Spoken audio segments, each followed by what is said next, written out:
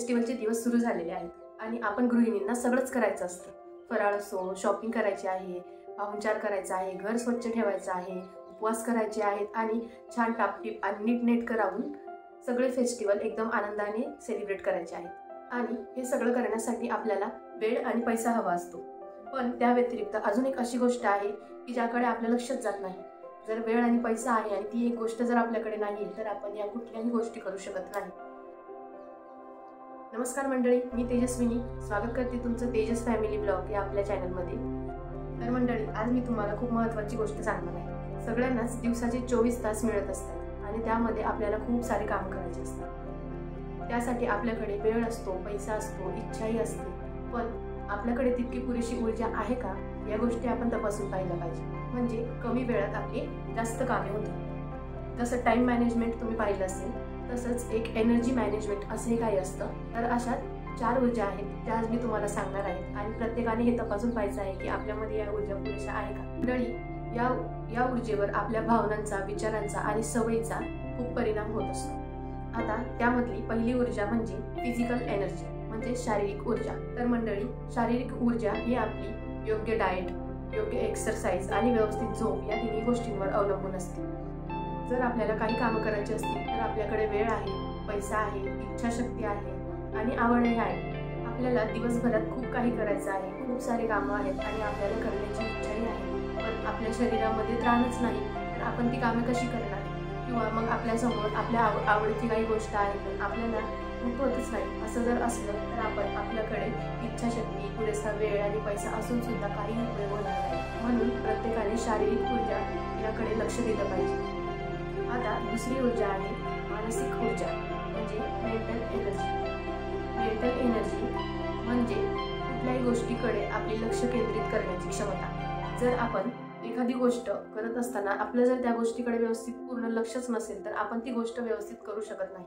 एखाद्या गोष्टीवरचं फोकस आणि जर ते काम करताना आपलं जर लक्षच नसेल तर आपण ते काम करत असताना आपली एनर्जी ही डिस्ट्रीब्यूट होत असते आणि त्यामुळे आपलं ते काम व्यवस्थित पद्धतीने होत नाही. मग असं का होतं? तर मला वाटतं सगळ्यांनीच ही गोष्ट फेस केलेली असेल. तासनतास एखादं काम जर आपण करत असू तर आपलं त्या कामामधून लक्ष इकडे तिकडे विचलित व्हायला लागतं. तर मग अशा वेळेस आपण आपलं फोकस त्या गोष्टीवर कसं आणायचं, त्यासाठी काही टिप्स आहेत. पहिली टिप्स म्हणजे नीटनेटकेपणा. जर सगळ्या गोष्टी नीट आणि व्यवस्थित असतील तर आपलं एकाच गोष्टीकडे व्यवस्थित लक्ष केंद्रित राहील. नाहीतर आपण गृहिणींना असं वाटतं की खूप पसारा जेव्हा पडलेला असतो तर आपल्याला असं वाटतं, सुरुवात करतानाच आपल्याला टेन्शन येतं आणि आपल्याला वाटतं की आता पहिली सुरुवात कुठून करू, हे करू का ते करू, असं होऊन जातं आपलं. दुसरा पॉईंट म्हणजे मोबाईलचं नोटिफिकेशन्स. आता मोबाईल आपल्याकडे प्रत्येक ठिकाणी असतो. स्वयंपाक करताना, जेवण करताना प्रत्येक ठिकाणी आपल्याला मोबाईलची खूप जास्त हॅबिट लागलेली आहे. तर हे नोटिफिकेशन आपलं लक्ष विचलित करतात. कारण आता बघा, आयफोन सारख्या मोबाईलमध्ये आता तर फोकस मोड पण यायला लागलेला आहे.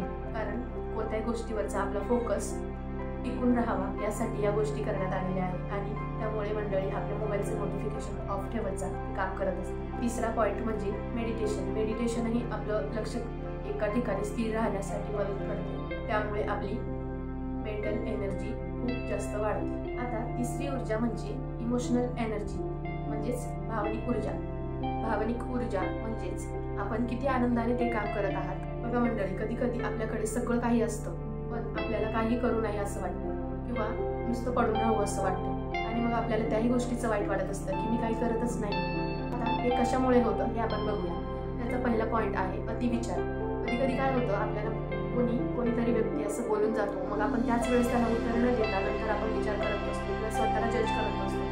मी तेव्हा हे असं बोलायला पाहिजे होतं, माझं काही चुकलं तर नाही, असे आपण विचार करत असतो आणि त्याचा आपल्या भावनिक ऊर्जेवर परिणाम होत असतो. तर मंडळी, अशा 3 गोष्टी आहेत की त्यामुळे तुम्ही भावनिक ऊर्जेवर कंट्रोल मिळवू शकता आणि भावनिक ऊर्जा वाढवू शकता. पहिला नंबर आहे की मोकळ्या हवेत फिरणे. जर मोकळ्या हवेत फिरलो आपण तर आपल्या मनातले आणि डोक्यातले सगळे विचार निघून जातात आणि आपल्याला खूप फ्रेश वाटायला लागतं. दुसरं म्हणजे मोकळं बोलणं आणि आपण जसे आहोत तसंच आपण बिहेव केलं पाहिजे. नाहीतर आपण आपल्या मनात काहीतरी चालू असतं आणि त्या गोष्टी जर आपण मनातल्या मनात दाबून ठेवल्या तरी आपल्या भावनिक ऊर्जेवर त्याचा परिणाम होत असतो. त्यामुळे आपण जसे आहोत तसेच आपण बिहेव करा. आपल्या मनात जे काही येतं ते पटकन बोला. आपल्याला जे काही करावं असं वाटतं ते पटकन करा, म्हणजे तुमची भावनिक एनर्जी लेवल खूप वाढेल. आणि आता तिसरा पॉईंट आहे की मोठा श्वास. आपण जेव्हा आपल्याला खूप काही टेन्शन येतं किंवा आपल्या डोक्यामध्ये काही विचार चालू असतात, नकोसं वाटतं, त्यावेळेस आपण मोठा श्वास घेतो आणि सोडतो, त्यावेळेस आपल्याला किती फ्रेश वाटतं. त्याच पद्धतीने जर आपण व्यवस्थित लक्षपूर्वक श्वास घेतली आणि आपल्या श्वासांवर आपण जर कंट्रोल मिळवला तर आपली भावनिक एनर्जी लेवल नक्कीच वाढेल. तुम्ही हे करून बघा. आणि आता चौथी आणि शेवटची ऊर्जा म्हणजे स्पिरिच्युअल एनर्जी म्हणजेच आध्यात्मिक ऊर्जा. आता आपण आपलं आयुष्य जगत असताना आपल्याला काहीतरी ध्येय आणि उद्दिष्ट असतात, तर त्या उद्दिष्टांकडे आपण लक्ष दिलं पाहिजे आणि ही उद्दिष्ट पूर्ण करण्यासाठी आपण नेहमी झटत राहिलं पाहिजे. आता आपण आणि ही ऊर्जा आपल्याला कुठून मिळणार, तर आपण ज्या कुठल्या देवाला मानत असू किंवा आपल्याला बाहेर जाऊन किंवा निसर्गरम्य ठिकाणी जाऊन जर आपल्याला कुठे काही पॉझिटिव्हिटी मिळत असेल, एखाद्या देवाच्या सानिध्यात आपल्याला पॉझिटिव्हिटी मिळत असेल, तर त्या पॉझिटिव्ह एनर्जीच्या सानिध्यात आपण कमीत कमी 5 ते 10 मिनिटं घालवली पाहिजे. यातूनही आपला आध्यात्मिक एनर्जी ही वाढते. तर मंडळी, या होत्या त्या 4 ऊर्जा आणि तुम्ही तपासून बघा की आपल्यामध्ये या ऊर्जा पुरेशा आहेत का, आणि असतील तर त्या कशा टिकवून ठेवायच्या, त्याचं मॅनेजमेंट कसं करायचं यावर तुम्ही काम केलं पाहिजे. म्हणजे कमी वेळात आपले जास्त कामं होतील. आशा करते तुम्हाला आजचा व्हिडिओ आवडला असेल. जर व्हिडिओ आवडला असेल तर व्हिडिओला लाईक करा आणि चॅनलला सबस्क्राईब करा.